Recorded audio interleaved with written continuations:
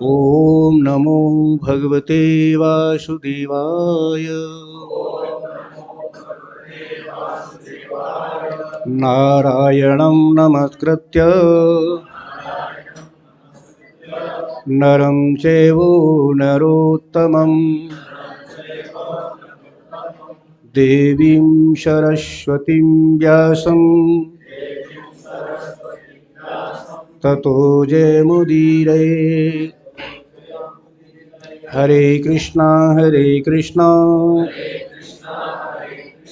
कृष्णा कृष्णा हरे हरे, हरे राम राम राम हरे हरे। यं प्रव्रजन्तमनुपेतमपेतकृत्यं द्वैपायनो विरहकातरया जुहावो पुत्रेति तन्मयतया तरोभिनेदु तं सर्वभूतहृदं मुनिमानितोऽस्मि। यस्वानुभावम् अखिलश्रुतिसारमेकम् अध्यात्मदीपम् अतिथितीर्थं तमोन्धम् संसारिणां करुणया पुराणगुह्यं तं व्याससूनुमुप्यामि गुरुं मुनीनाम्।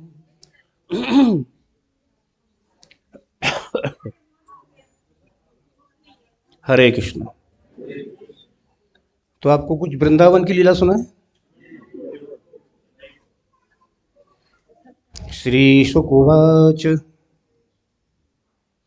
वृंदावनं गोवर्धनं यमुना पुलिनानि च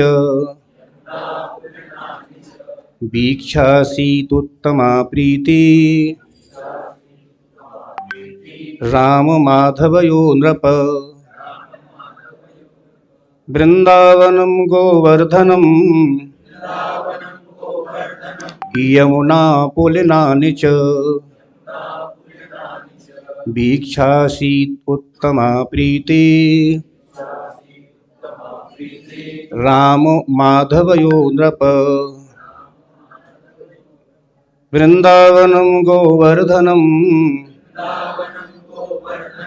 यमुना पुलिनानि च वीक्षासीत् उत्तमा प्रीति राम माधवयो नृप।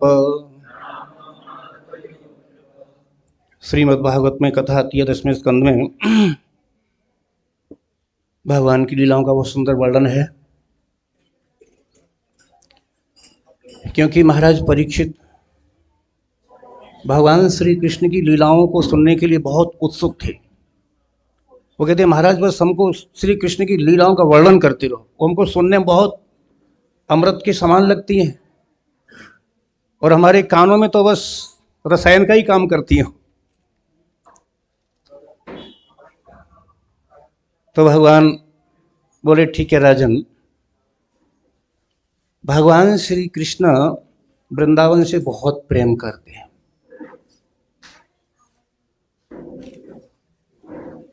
आराध्य भगवान ब्रजेस्तनयो तद धाम वृंदावनम। जिस तरह हमारे पूजनीय अर्चनीय वंदनीय भगवान श्री कृष्ण हैं, उसी तरह वृंदावन धाम भी भगवान के समान ही पूजनीय वंदनीय स्मरणीय अर्चनीय है। तो सुखदेव गोस्वामी कहते हैं राजन, जब भगवान श्री कृष्ण गोकुल की लीलाओं को समापन करके और जब वृंदावन में आए तो वृंदावन की शोभा देखकर के भगवान श्री कृष्ण बहुत प्रसन्न हुए। वृंदावनम गोवर्धनम यमुना पुलिनानि च। बहुत सुंदर वृंदावन, इसमें बड़े सघन हरे हरे वृक्ष और उन वृक्षों पर अनेकों प्रकार के फल फूल लदे हुए हैं और फिर नाना प्रकार के भ्रमर गुंजार कर रहे हैं, पक्षी कलरव कर रहे हैं। अति सुंदर वृंदावन की शोभा देखी। वृंदावन और फिर गोवर्धनम, फिर गिरिराज पर्वत को, गिरिराज पर्वत की तो गिरिराज महाराज को देखा तो अति प्रसन्न हुए, क्योंकि गिरिराज की तलहटी में और सुंदर कदम, खंडी कदम के वृक्ष, और मयूर हमेशा नृत्य करते ही रहते हैं, कोयल तो कू कू की आवाज करती रहती है वहां, और सुंदर वातावरण। और फिर कालिंदी यमुना जी तो कल कल बहती ही रहती हैं। तो वृंदावनम गोवर्धनम यमुना पुलिनानि च। जब भगवान श्री कृष्ण ने सुंदर वृंदावन को देखा और अति पावन गिरिराज जी को देखा और कल कल बहती हुई यमुना जी के तट को, यमुना जी को देखा तो अति प्रसन्न हुई। उत्तमा प्रीति, बड़ी उत्तम प्रीति हुई उनके। राम माधव दोनों भाइयों के हृदय में, राम और माधव यानी बलराम और कृष्ण दोनों भैयाओं के हृदय में, मन में बड़ी भारी उत्तम प्रीति हुई, बहुत सुंदर उनको लगा। तो वहां भगवान श्री कृष्ण एक दिन मैया यशोदा से बोले, मैया अब हमारा घर में मन नहीं लगता।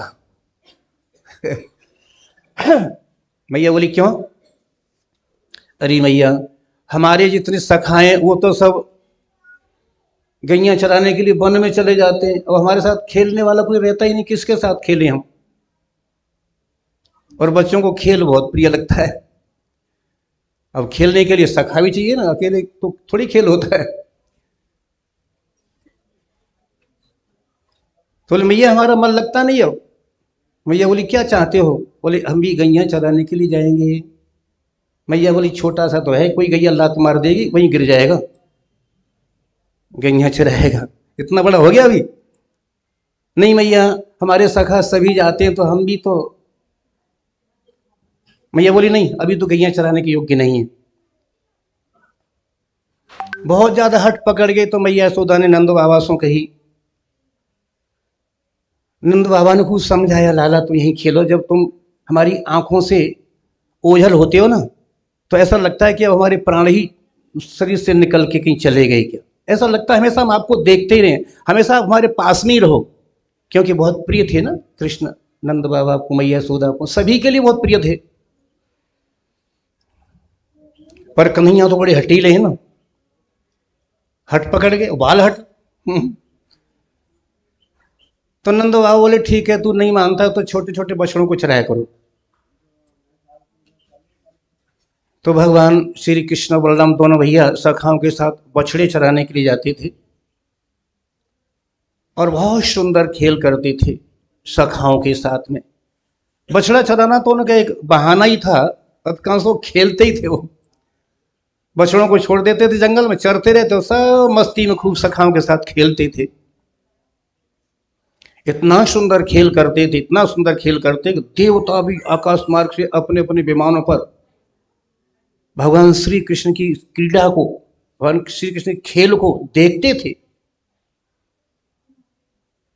क्या देखते थे कि जिन भगवान के चरणों के केवल ध्यान करते हैं योगी, और वो भी ध्यान में आ जाए कोई गारंटी नहीं।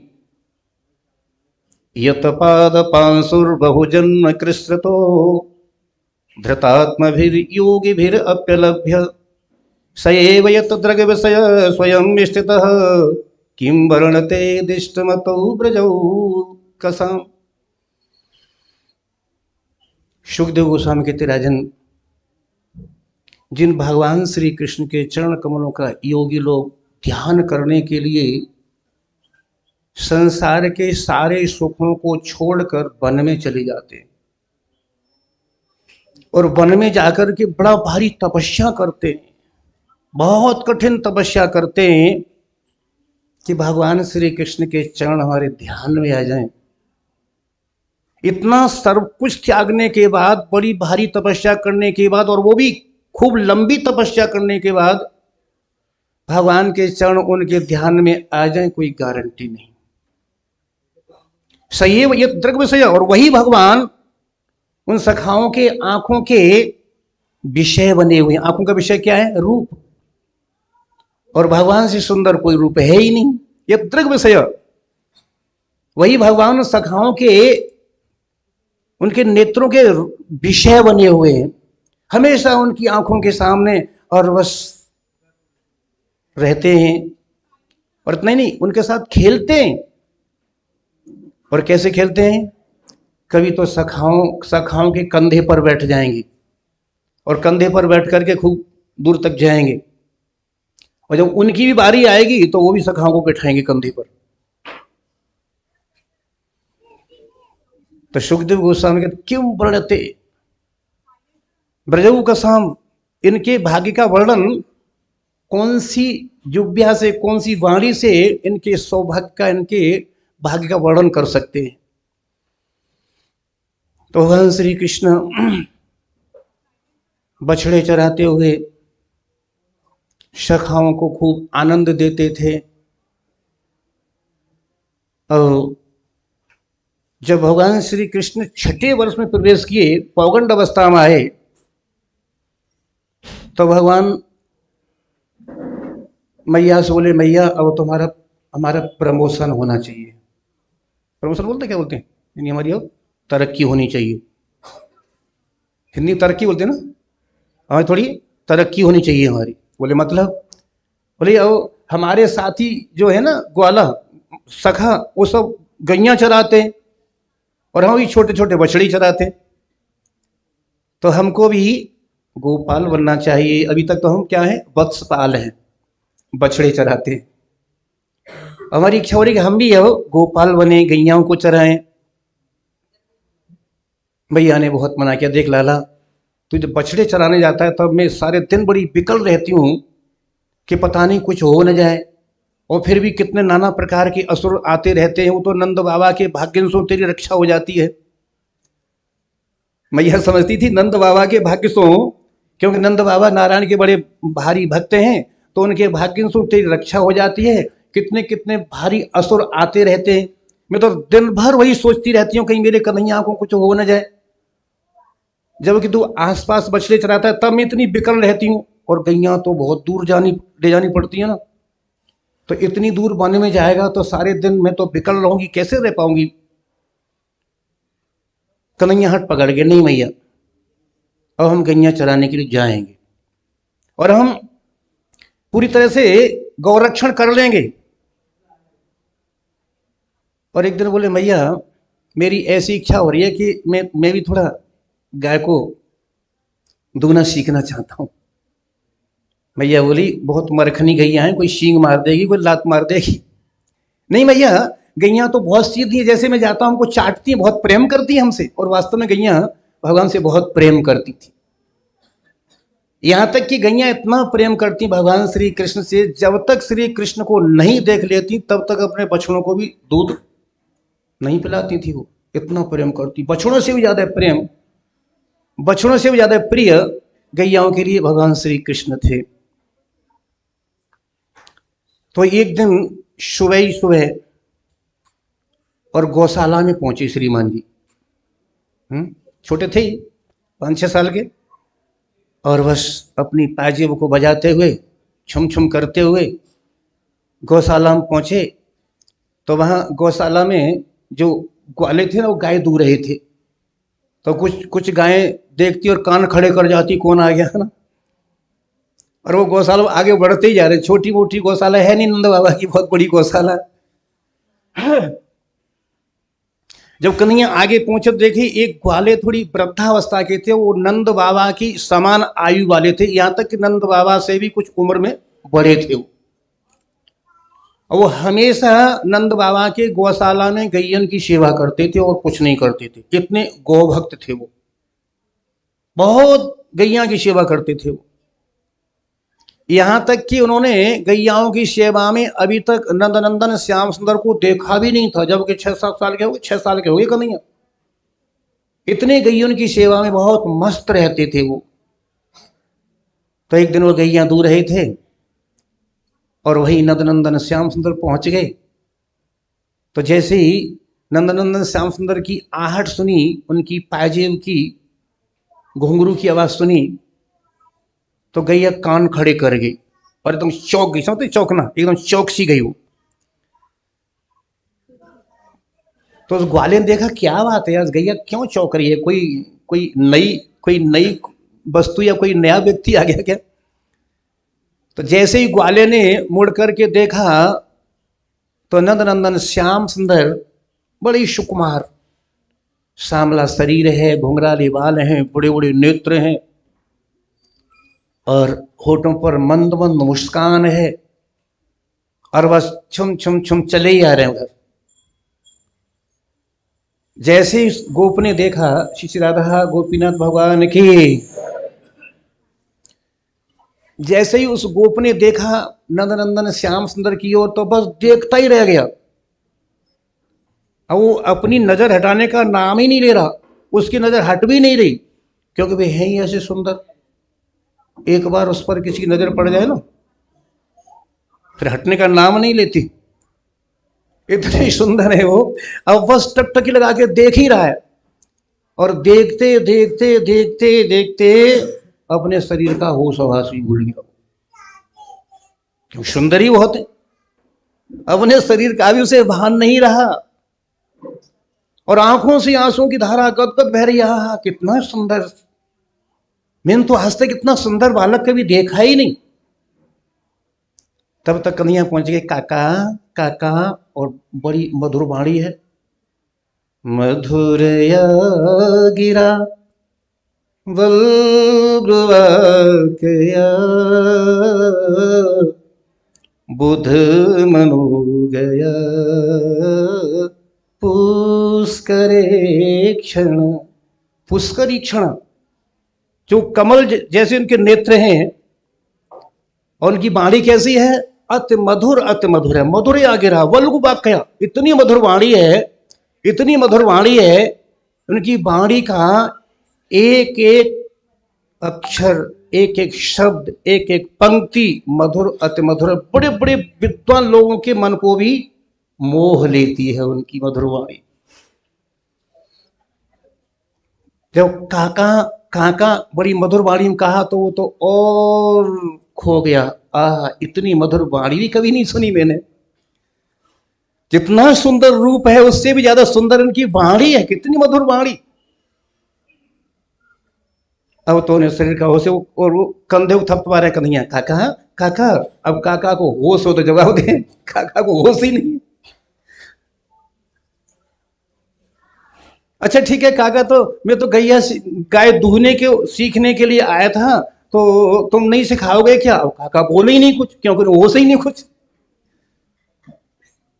कन्हैया बहुत देर तक खड़े रहे पर काका को होश ही नहीं आया अपने शरीर का। अच्छा ठीक है काका, तो अब मेरे को काफी देर हो रही है, अब कुछ देर होगी तो मेरी मैया मुझको डांटेगी, तो अब मैं वापस मैया के पास जा रहा हूं, कल आऊंगा मैं, कल। ऐसे कह के कन्हैया वहां से मैया के पास आ गए। अब जब उस ग्वाले को बहुत देर के बाद होश आया तो कह रहे, ओ बालक, वो कहाँ है बालक, कितना सुंदर बालक, वो तो मेरे मन को ही चुरा ले गया। नाम भी उनका चितचोर है ही है, जिसको देखते उसके मन को चुरा ही लेते वो। बहुत बड़ा डाकू है वो ना, मन से चितचोर है पूरा। बहुत देर तक सोचता रहा वो बात। हाँ, पर मैंने सुना था कि उसने ये कहा, काका कल मैं आऊंगा और गाय धोना सीखूंगा, इतना तो उसे होश, इतना सुना था मैंने। तो लगता है वो वाला कल फिर आएगा। अब उसी प्रतीक्षा में वो वाला पूरे समय उस बालक का ही चिंतन करता रहा।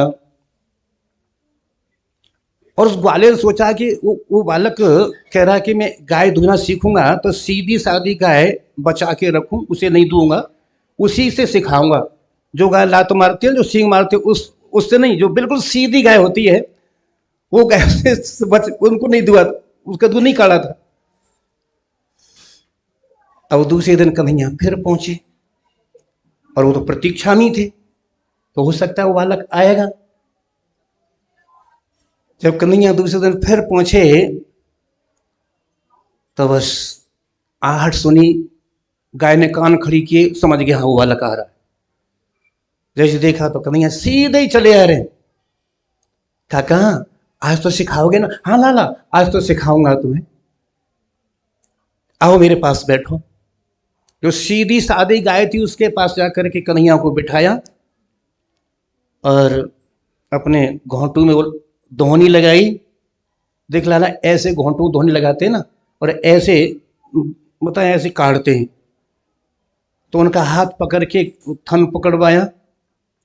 जो भगवान सर्वज्ञ हैं, सब कुछ जानने वाले, पर भक्तों की प्रसन्नता के लिए क्या क्या नहीं करते हैं भगवान, एकदम अज्ञान बन जाते। जो सुविज्ञ हैं, स्वराट हैं, सब कुछ जानने वाले हैं, सर्व समर्थ हैं, और वो भगवान कैसी लीला करते हैं। तो जैसे ही कन्हैया गाय के पास दूहने के लिए बैठे, अब गाय तो कन्हैया को चाटने लगी जीभ से, जैसे बछड़े को चाटती है गाय, ऐसे कन्हैया को जीभ से चाटने लगी। और कन्हैया ने जैसे ही स्पर्श किया थन का, तो अपने आप दूध की धारा बहने लगी। अब कन्हैया खूब बड़े प्रसन्न हुए। आहा काका, अब तो मैं गाय को दूना सीख गया। अब नाचते हुए मैया के पास, मैया देख, आज मैं ही दूह के गाय काट करके लाया हूं, दूध दूह करके। तो इस तरह से कन्हैया बड़ी सुंदर पालीलाएं करते थे अपने भैया बलराम के साथ। बलराम भी साथ में थे। पर मैया से बोले, मैया अब तो हम देख गैया दूध सीख गए ना, अब हम गैया चराने जाया करेंगे।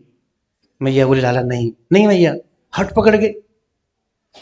तो मैया ने फिर नंद बाबा से कही, क्योंकि बच्चा कुछ जिद पकड़ता है ना तो अपनी माँ से ही बोलता है, पिताजी से बोलने थोड़ा से डर लगता है, फिर माँ पिताजी से बोलती है ना। तो यशोदा मैया से काफी कहा कि मैं गाय चराने जाऊंगा ही, मानूंगा नहीं, हट पकड़ गए। तो मैया नंद बाबा से कही। नंद बाबा बोले, ठीक है कन्हैया हट पकड़ गया है तो सोचते हैं, विचार करेंगे, बताएंगे 2-1 दिन में। तो एक दिन नंद बाबा अपनी चौपाल पर बैठे हुए थे। समझते हैं चौपाल, पुरुषों के बैठने की चौपाल अलग होती थी पहले, आजकल तो सब एक ही होता है। वहां कभी भी स्त्री नहीं आती थी चौपाल पर। अपने पति को बुलाना होता तो बच्चों को किसी भेजती थी और वो नहीं जाती थी। तो नंद बाबा चौपाल पर बैठे हुए थे, और भी बहुत सारे उपनंद इत्यादि कई नंद बैठे हुए थे, और भी बहुत सारे नंद वहां गोप बैठे हुए थे नंद बाबा की समान आयु वाले, बूढ़े बूढ़े गोप। इधर भगवान श्री कृष्ण छोटे थे ही, उपनंद के साथ उनके साथ में कुछ बातें कर रहे थे। उपनंद के साथ में वो उनके चाचा लगते थे कन्हैया के। जैसे हम यहां बैठे हैं, थोड़ी दूर पर कुछ बाहर। जब उपनंद कन्हैया से कुछ बात करके नंद बाबा के पास आए चौपाल पर, नंद बाबा सब देख रहे, कन्हैया बहुत देर से बात कर रहा है उपनंद से, क्या पता नहीं क्या बोल रहा होगा। जब उपनंद जी आ गए पास में, तो नंद महाराज बोले, उपनंद ये बताओ, बहुत देर से तुम चाचा भतीजे क्या बतला रहे थे अपने चाचा, अपने कन्हैया के साथ में, क्योंकि उनका भतीजा लगता है। तो बहुत देर से तुम क्या बातें कर रहे थे, थोड़ा हमको बताओ, कन्हैया क्या बोल रहा था। तो उपनंद हंस गए, नहीं ऐसे नहीं, नहीं कुछ तो बताओ ना, क्या तुम्हारी बहुत देर से बात चल रही थी, मैं देख रहा हूं। तो कौन सी ऐसी गंभीर बातें हो रही थी ऐसी। तो उपनंद बोले, क्या बताऊं, अरे फिर भी तो बताओ ना। बोले, कन्हैया ये कह रहा था कि चाचा हमारे बाबा से कहो, अब हम दोनों भैया खूब जवान हो गए, और नंद बाबा थोड़े बुढ़े हो गए। अब वो गैया चराने जाते, हमको शर्म लगती है, वो गैया चराने अब नहीं जाओ, घर पर बैठे आराम से भजन करें, और हम दोनों भैया गैया को चराने के लिए जाया करेंगे। और मैं कहूंगा तो मेरी बात बाबा मानेंगे नहीं, इसलिए चाचा आप कहो। और बहुत देर से कन्हैया यही बातें कर रहा था मेरे से। उपनंद जी बोले, बहुत देर से कन्हैया यही बातें कर रहा था मेरे से कि आप ही उनसे कहो नंद बाबा सो, तो हमको गैया चराने की अनुमति दे दें, और हम तो गैया को ठीक से गौरक्षण ठीक से कर लेंगे, हम कोई चिंता वाली बात नहीं, दोनों भैया हम समर्थ हैं। तो नंद बाबा को हंसी आ गई ये बात सुन के, अच्छा कन्हैया ऐसी बातें कर रहा था, है तो छोटा सा और बातें करता है बड़े बूढ़ू जैसी, है ना। कन्हैया भी हंस गई। तो उपनंद बोले कि नंद महाराज एक बात कहूं। बोले, क्या। देखो कन्हैया की बहुत दिनों से ये बहुत इच्छा है गैया चराने की, उसे अनुमति दे दो ना गैया चराने की। नंदो बाबा बोले, नहीं वो छोटा है। नहीं नहीं, आप चिंता क्यों करते हो। बोले, चिंता क्या है, तुम जानते हो कि नाना प्रकार के असुर दुष्ट इसको बाधा देने के लिए, मारने की, उससे आते ही रहते हैं। तो उपनंद और कुछ गोप बोले, देखो नंद बाबा, कन्हैया की ऐसी इच्छा है, तो कन्हैया की जैसी इच्छा हो उसकी इच्छा में ही हमें अपनी इच्छा मिलाना चाहिए। क्यों भगवान ने कहा है न मना भो, मेरे मन वाले बनो, है ना, मेरे मन वाले, जो मैं सोचूं, जो मैं, है ना, मेरी इच्छा वही करो। तो बोले फिर क्या करना चाहिए? लेकिन कन्हैया जब ऐसी हट ठान रहा है तो गैया चराने की अनुमति दे दो। नंद बाबा बोले वहां तो असुर आएंगे। तो बाबा तुम बड़े भोले हो, जब कन्हैया छोटा था और बछड़े चराता था तब भी क्या असुर नहीं आते? रोज असुर आते थे। तो क्या तुम ही रक्षा करने जाते थे उनकी? तुम्हारे लाला की रक्षा तो स्वयं तुम्हारे जो भगवान नारायण वही करते हैं, तुम चिंता क्यों करते हो? तुम्हें क्या अपने भगवान नारायण पर भरोसा नहीं है क्या? क्योंकि नंद बाबा नारायण के बहुत पुजारी थे, महावैष्णव थे नंद बाबा। बोले तुम्हारे नारायण ने जैसे या की रक्षा पहले की थी वैसे ही अब करते रहेंगे, चिंता क्यों करते हो? और देखो गैया भी, हमने देखा है गैया भी कन्हैया को छोड़ करके वन में जाना ही नहीं चाहती। ये बहुत सुंदर कथा, गोपाल चंपू कथा जीव गोस्वामी ने कही है, आप पढ़ सकते हो। गोपाल चंपू बहुत सुंदर गोचारण लीला की कथा है। तो उपनंद जी कहते हैं कि हम देखते हैं गैया भी इतना प्रेम करें नंद नंदन श्याम सुंदर सो कि श्याम सुंदर को छोड़ करके गैया भी वन में जाना ही नहीं चाहती। जबरदस्ती उनकी हम पिटाई करते तब जाती है जंगल में। वो श्याम सुंदर को छोड़ करके वन में गैया भी नहीं जाना चाहती थी, जाना चाहती। और ठीक से वो घास भी नहीं चरती, हमेशा वही अम्भा अम्भा करती रहती है कन्हैया के लिए। क्यों? गैया भी बहुत प्रेम करती थी भगवान से। तो दे दो उनको गैया चराने की अनुमति, क्या है? तो ठीक है, नंद बाबा ठीक है, तो फिर थोड़ा कोई शुभ दिन निकाले, अच्छा है ना, कोई अच्छा दिन निकाले, अच्छा मुहूर्त निकले। ठीक है, तो बुलाते हैं शांडिल्य मुनि को, बुलाओ। शांडिल्य मुनि को बुलाए, जो उनके आचार्य थे। तो उनसे बढ़िया दिन निकलवाया, कार्तिक का महीना, है ना, और वही शुक्ल पक्ष, अष्टमी का दिन, अष्टमी की तिथि और दिन बुधवार ऐसा कुछ था, है जी।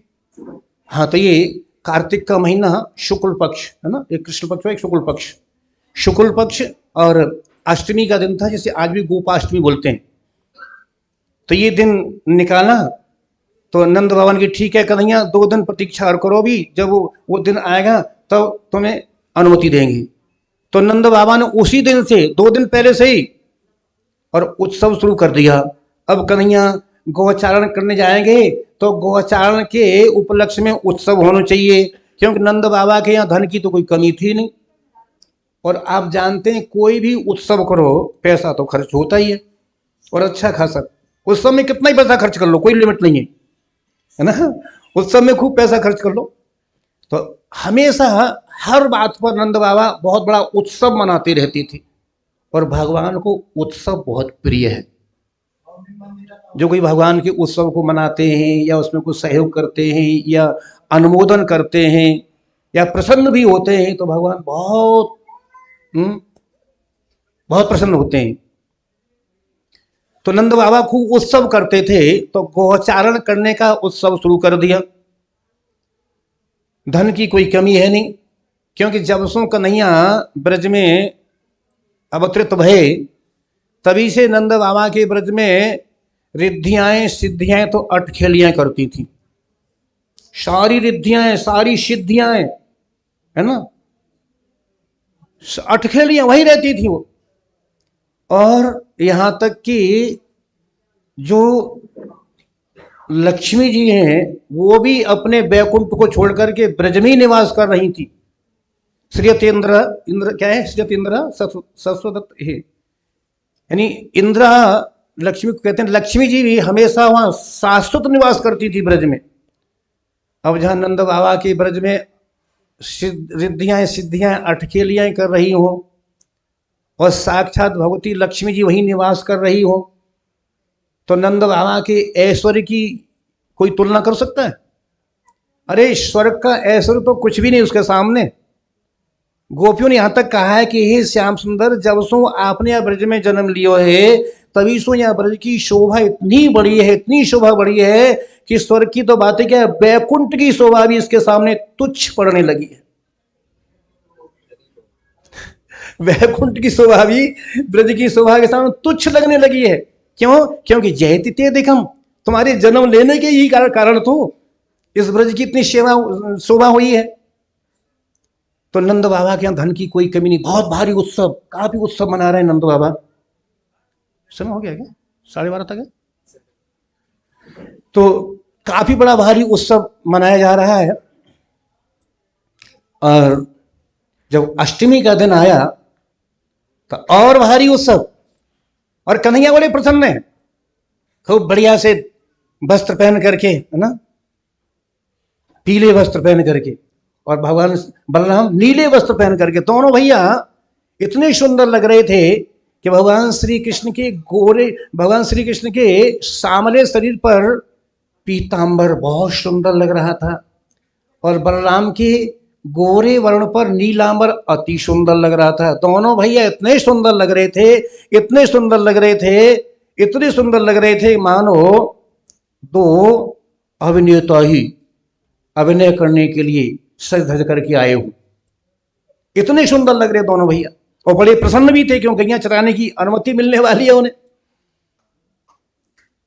इधर मैया यशोदा ने कई प्रकार के, नाना प्रकार के भोजन व्यंजन बना करके कन्हैया को डाला। तो भूख लगे ना तभी खा ली ना, भूखे मर रहना जंगल में, है ना। और देख अगर कम पड़ जाए तो फिर मैं और भेज दूंगी, तू चिंता मत करिए, क्योंकि वात्सल्य भाव, माताएं चाहती है हमारा बालक कहीं भूखा न रह सके बिल्कुल। तो मैया ने खूब नाना प्रकार के खूब व्यंजन कन्हैया को पोटली में बांध दिए, पहले टिफिन पर नहीं पोटली में बांध दिए थे। और नंद बाबा ने बहुत बढ़िया सोने की लाठी छड़ी बनवाई गैया चलाने के लिए। तो कन्हैया को और बलराम को सोने की छड़ी पकड़ा दी, वो क्या बोलते हैं उसको, बेंत, लकड़ी, लाठी। और बस बड़ा भारी उत्सव हो रहा है। तो अब गैया आगे के लिए बढ़ाई तो बड़ी गैया को बड़ी सुंदर शोभा है, क्योंकि नीले रंग की गैया है तो वो झुंड, नीले रंग की गैयाओं का झुंड ही अलग है, और पीली गैयाओं का झुंड अलग है, और एक झुंड में कम से कम लाखों गैया हैं। तो ऐसे अलग अलग रंगों वाली, अलग अलग स्वरूप वाली गैयाओं के झुंड आगे। और जब कन्हैया गैया चराने से जा रहे हैं तो मैया बड़ी विकल हो रही है। कन्हैया जंगल में जा रहा है, शाम को लौट के आएगा, मेरे लाला को कुछ हो न जाए, क्योंकि माँ का हृदय है ना। बड़ी विकल हो रही है मैया, और बोली देख बलराम जी, कन्हैया बहुत नटखट है, आपको ध्यान रखियो। मैया बोली सबको ध्यान रखियो, बहुत नटखट है ये, कहीं पेड़ पर चढ़ जाए, कहीं नदी में कूद पड़े, कहीं ध्यान रखना है इसको, ये बहुत नटखट है, और इसको ठीक से संभाल के बीच में रखना। तो मैया ने स्वयं व्यवस्था की, शुभल देख तू कन्हैया के दाएं रहना, श्रीराम तू बाएं रहना, और इस तो कृष्ण तू हमेशा एक पीछे सावधान रहना, और श्रीराम तू चारों तरफ नजर रखना, कन्हैया के पास कोई किसी प्रकार का असुर ना आ जाए। यानी बहुत सारे सखाओं को पकड़ कर मैया कभी इधर चारों तरफ नियुक्त कर दिया मैया ने सखाओं को, तुम चारों तरफ कन्हैया को घेर के रहना, और बलराम तू तो कन्हैया के बिल्कुल साथ में ही रहना।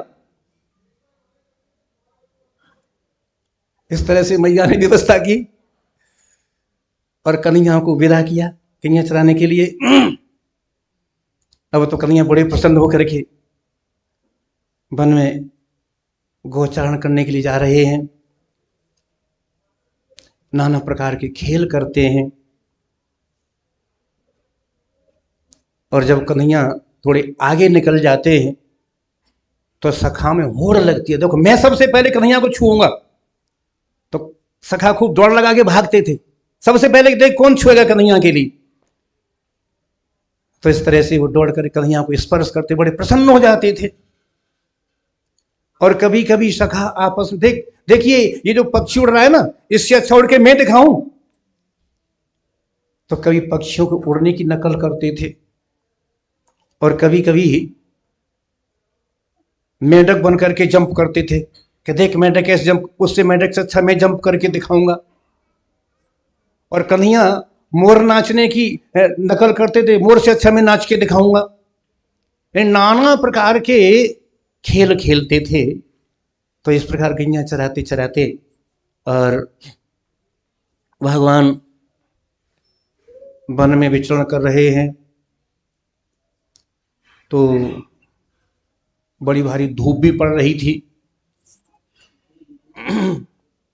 तो भगवान श्री कृष्ण अपने सखाओं से बोले, कुछ कुछ मुख्य सखाओं के नाम थे।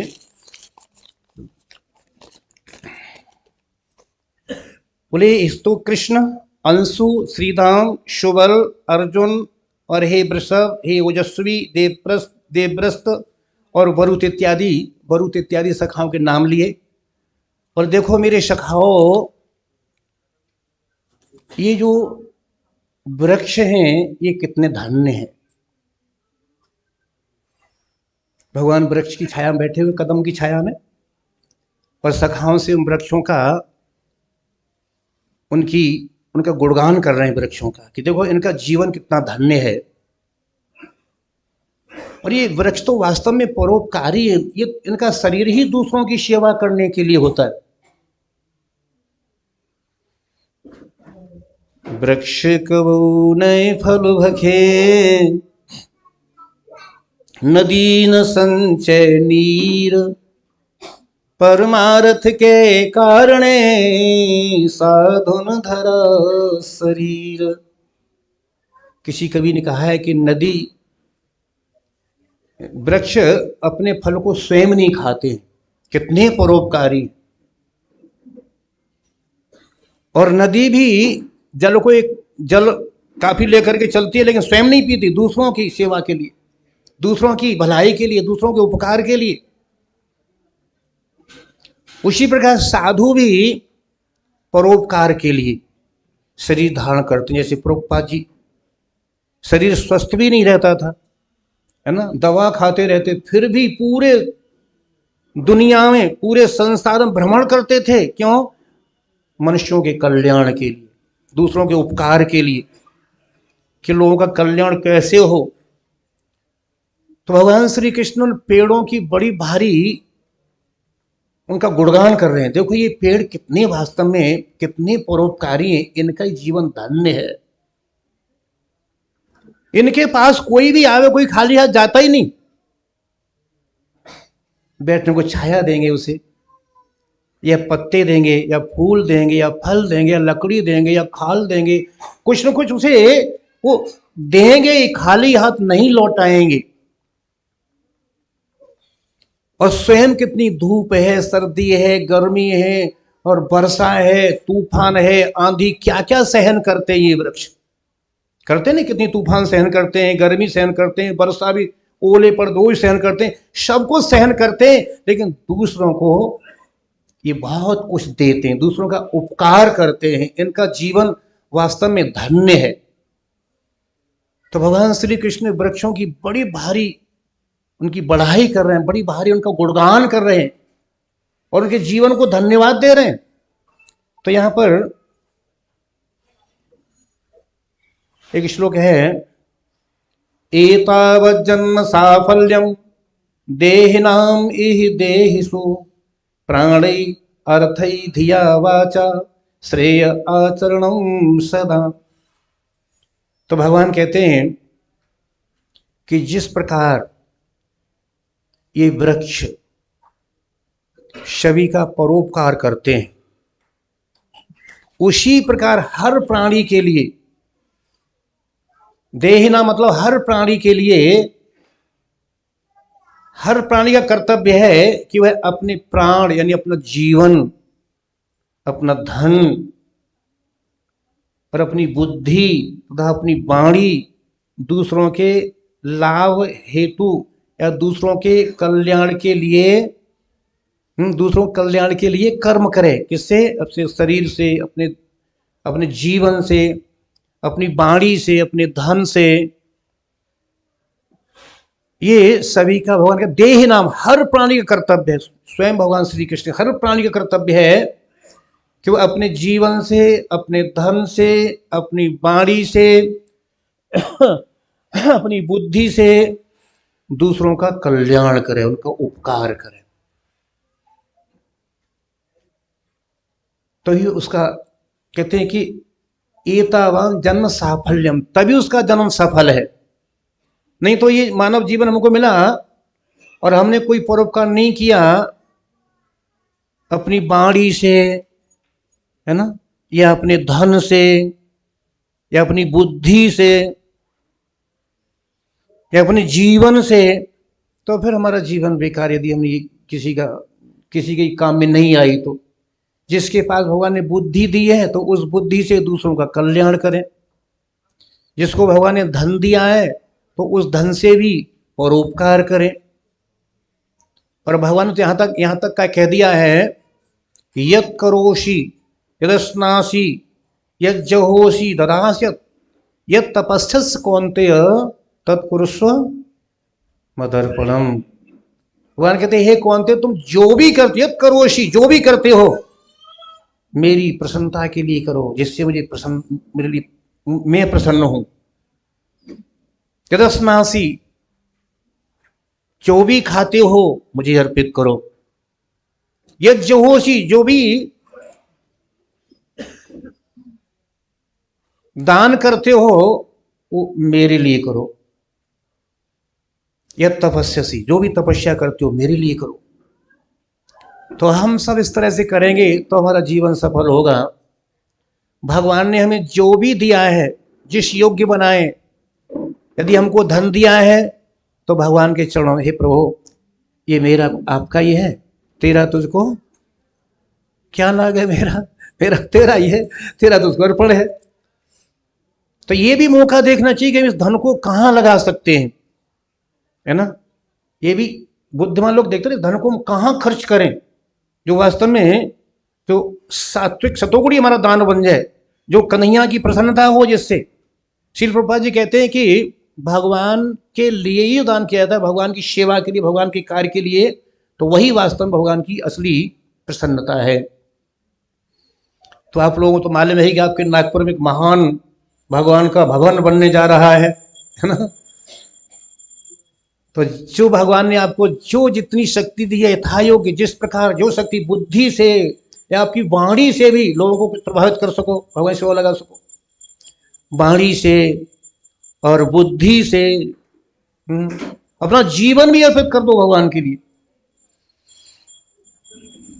तो भगवान कहते हैं कि एतावान जन्म साफल्यम, उसी का जन्म सफल होता है जो अपना जीवन, अपना धन, अपनी बुद्धि, अपने प्राण, अपना सर्वस्व भगवान श्री कृष्ण के चरणों में न्यौछावर कर दे, तो हमारा जीवन सफल होता है। तो भगवान श्री कृष्ण गैया चराते हुए इस तरह से बड़े आनंद में गैया चरा रहे और वृक्षों का खूब बड़ा भारी उनका गुणगान कर रहे हैं। तो गैया चरावे नंद लाला, पहने फूलों की माला,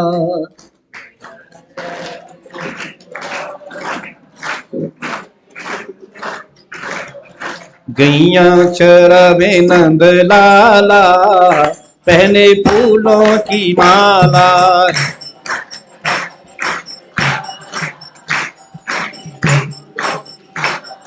फूलों की माला पहने कुंजों की माला, फूलों की माला पहले कुंजों की माला।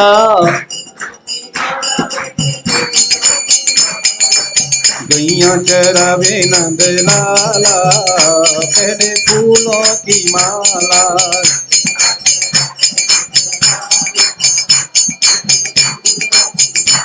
ओ गैया चरावे नंद लाला, पहने फूलों की माला।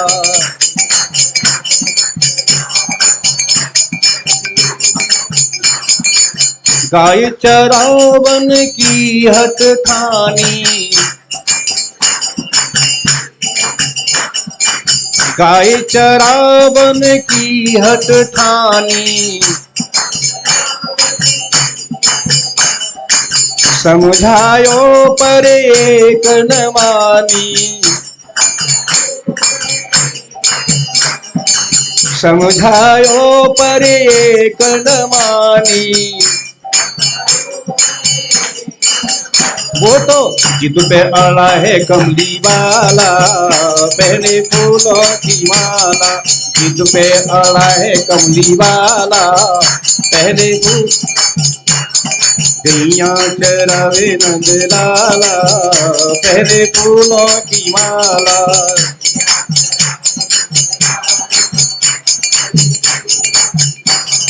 फूलों की माला पहने कुंजों की माला।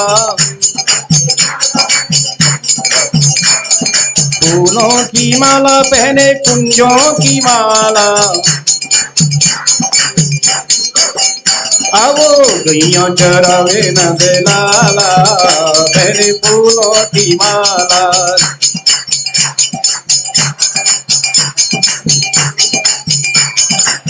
वन में जाए चरावे गैया, वन में जाए चरावे गैया। बैठ गए वो कदम की छैया, बैठ गए वो कदम की छैया। ले आई छाक ब्रजवाला, पहने फूलों की माला। लाई छाक ब्रज। अब कन्हैया वन में जाकर गैया चरा रहे हैं। जब धूप लग रही है तो कदम की छैया में बैठे भाई। इधर मैया सदन सोचा कि लाला को भोजन कहीं कम न पड़ जाए, क्यों अकेला खाता नहीं है, वो सब सखाओं को खिला करके तब खाता है। तो मैया बार बार एक एक घंटा के बाद बना बना के भोजन वन में भेजती रहती थी, कहीं कहीं भूखा न हो जाए। तो ले आई छाक ब्रजवाला, समझते छाक, भोजन लेके ब्रजवाला गोपियां पहुंच जाती हैं। तो माखन मिश्री को भोग लगायो, अरे भोग लगायो काना भोग लगायो। माखन मिश्री को भोग लगायो, सब वालन ने मिलकर खायो। अकेले नहीं खाते वो, सब वालन ने मिलकर खायो। अब जय जय भये निहाला, पहने फूलों की माला। जय जय भये निहाला, गैया चरावे नंद लाला, पहने फूलों की माला।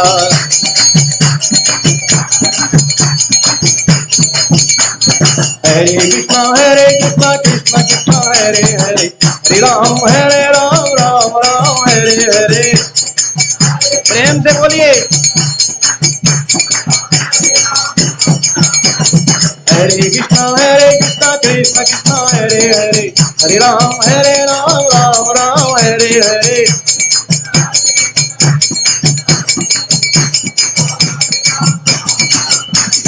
हरे कृष्णा कृष्णा कृष्णा हरे हरे, हरे राम राम राम हरे हरे।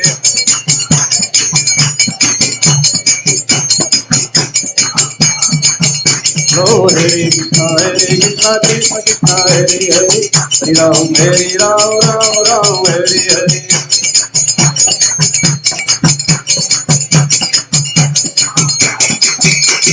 हरे कृष्णा कृष्णा कृष्णा हरे हरे, हरे राम राम राम हरे हरे।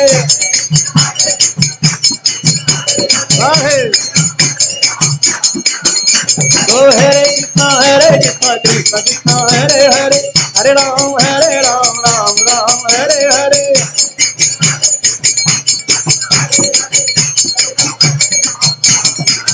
आओ दुनिया चरावे नंद लाला, पहले फूलों की माला। ओ दुनिया चरावे नंद लाला, पहले फूलों की माला।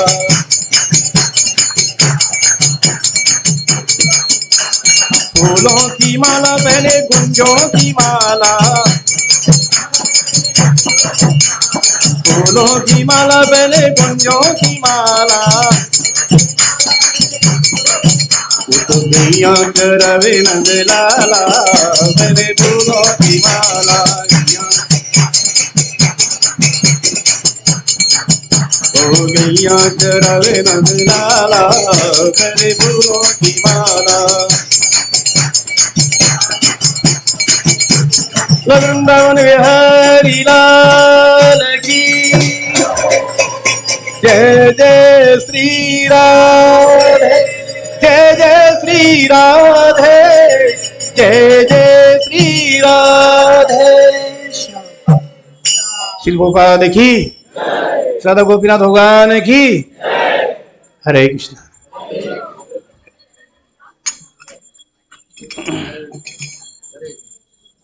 हरे कृष्णा।